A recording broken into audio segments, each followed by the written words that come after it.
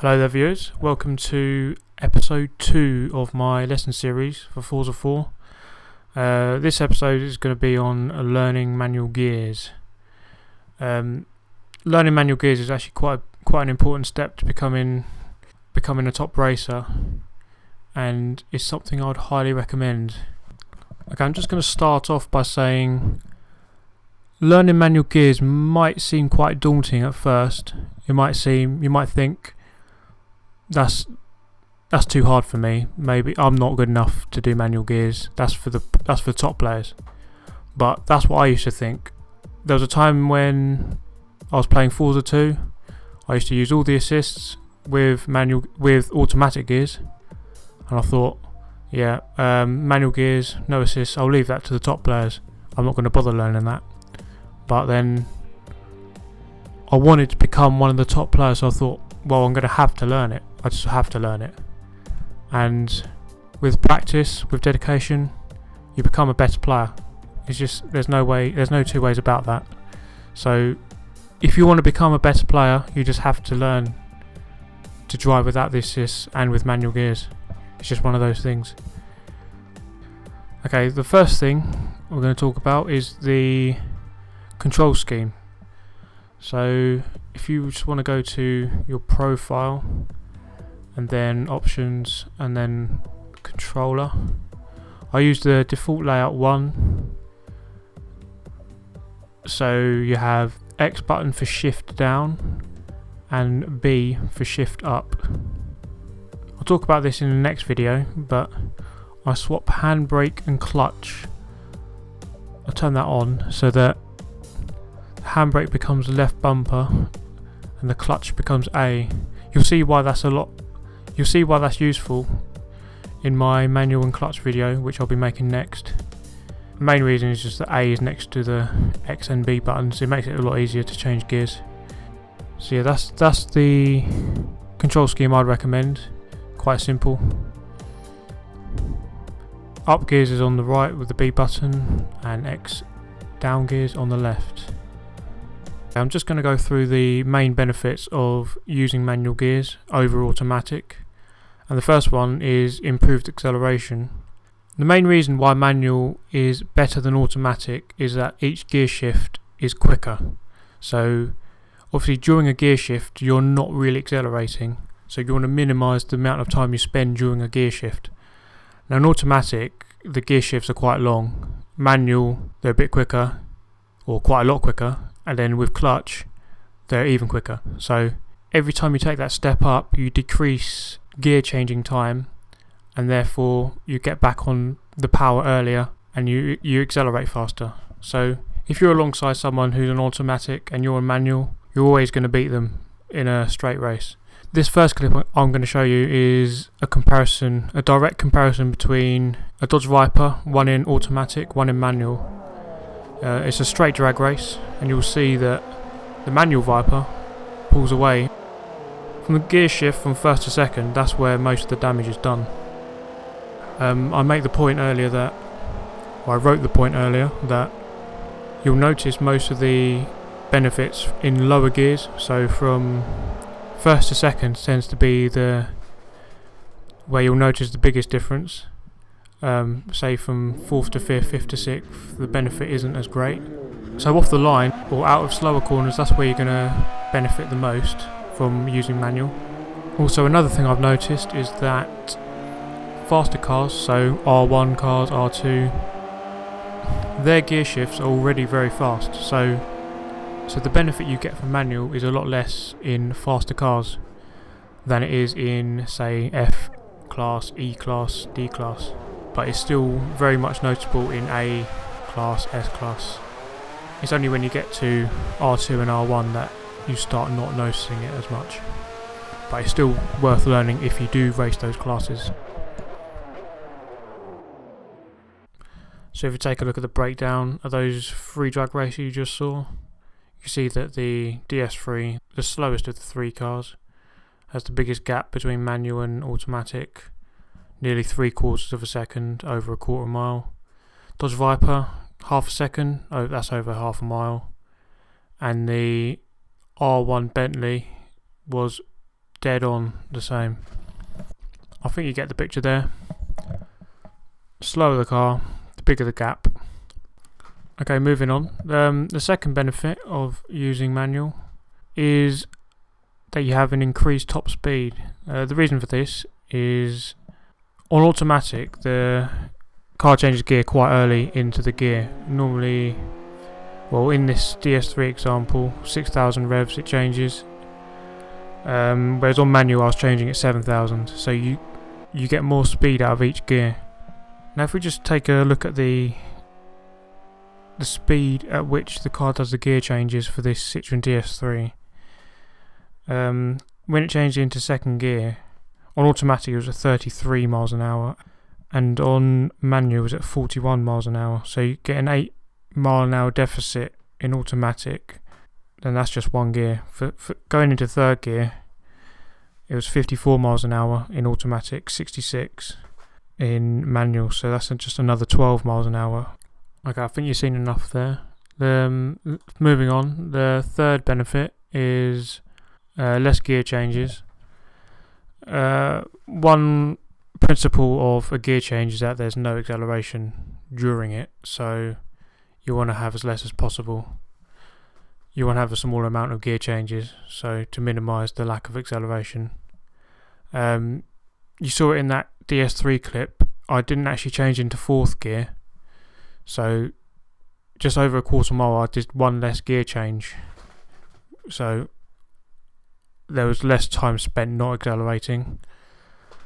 That can be transferred into a race situation where a car in automatic will come out of a corner, have to accelerate into second, third, then fourth, then have to brake for the next corner, but a manual car might only have to go into second, then third, and then not into fourth because it's still accelerating through third gear, and then it brakes for the next corner, so it has one less gear change.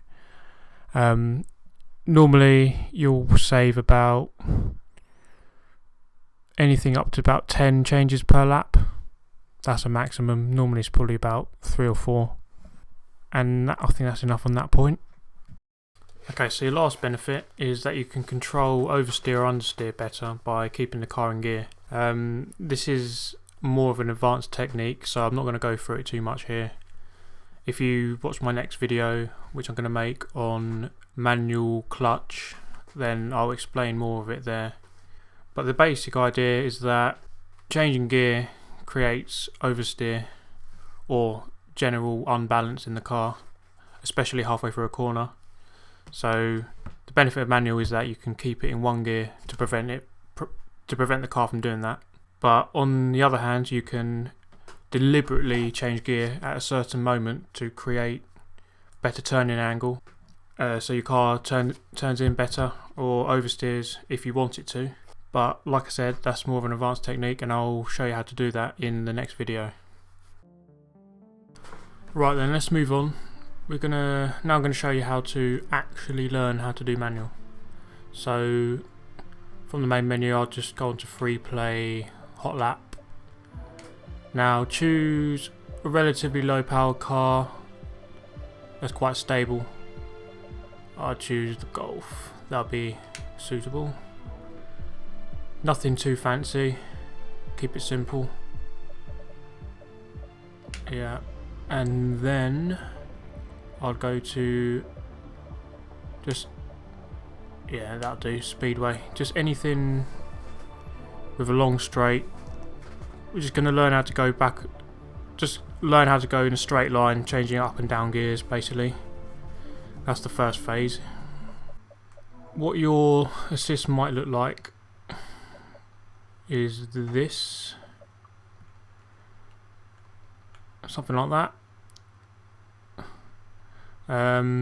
Right, so we're just going to turn that onto manual. Okay, start race. So all we're going to do now is just go in a straight line, learn how to change gear. He's got the key to doing it. You can see that the car is revving at the top of first gear there, so obviously you need to change gear before it gets there. So that's revving about 7,500 revs. So you're going to have to change about 7,000. So it's B to change up. And you just got to listen to that note at 7,000. Just learn.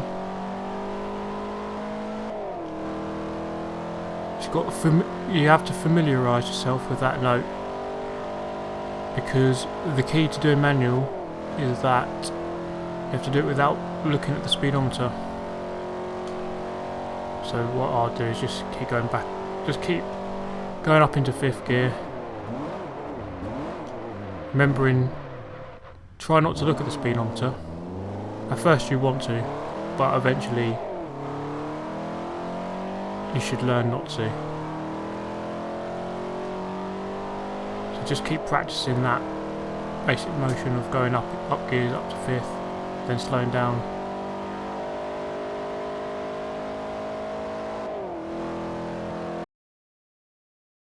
And to help you learn what note you need to change gear, I've just put a few clips together here.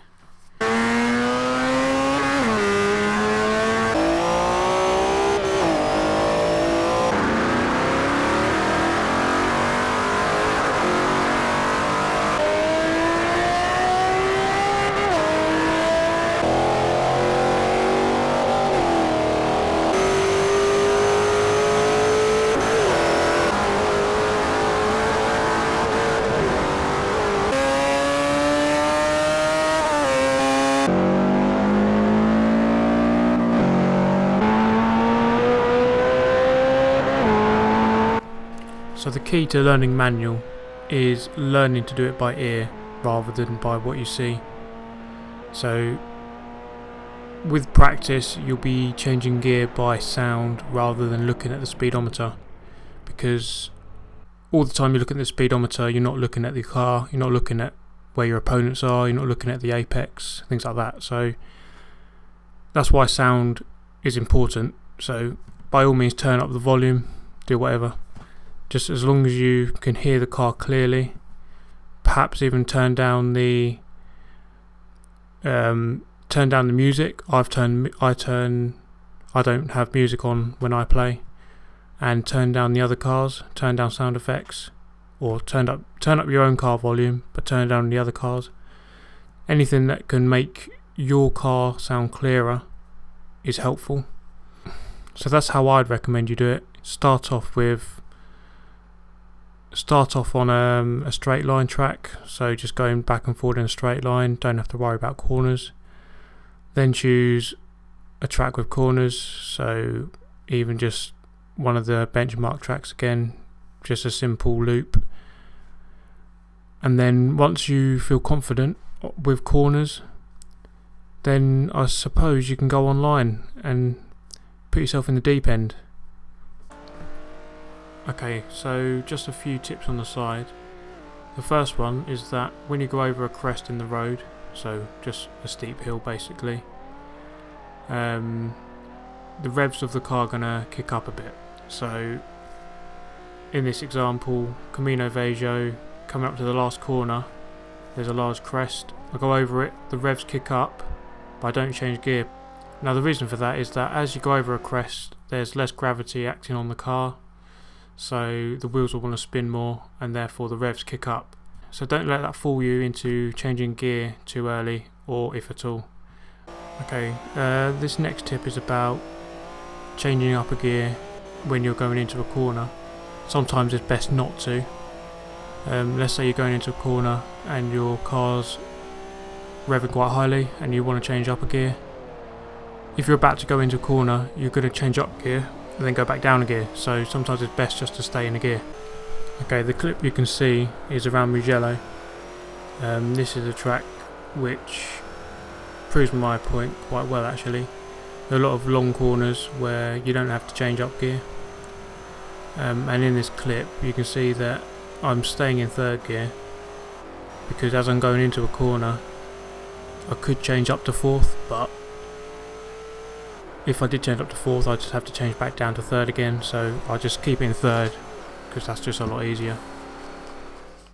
Okay, I'm going to bring this video to a close now. Just going to say sorry for the amount of time it's taken to bring this video out. Obviously this is what, a 15-minute video. These do take quite a long time to make, so, and I'm still learning how to edit videos properly and render whatever, so I'm getting better. The videos will be out quicker as time goes on, but yeah, they do take a long time to make, so bear with me. So yeah, below is the first episode of this lesson series, which is on race starts, so click that if you haven't already seen it. And yep, that wraps up this video. Thank you very much for watching.